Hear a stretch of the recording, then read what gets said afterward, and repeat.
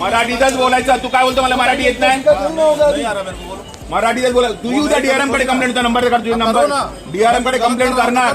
तुला मराठीतच बोलावं लागणार, नाही तर तुझ्या राज्यातून काम करायचं. हा नाव काय? संजय तुपलोंडे. तुम्ही मला सांगता तुम्ही याच्याशी हिंदीत बोला. काय साहेब, 4 दिवसापूर्वी सीएम साहेबांचं स्टेटमेंट आहे, जीआर आहे की महाराष्ट्रामध्ये मराठी बोललं पाहिजे. महाराष्ट्राचा कायदा आहे.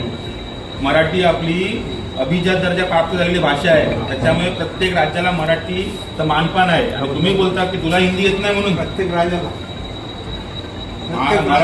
मराठी हिला अभिजात दर्जा प्राप्त झालेला आहे. त्याच्यामुळे मराठी झालेलं आहे.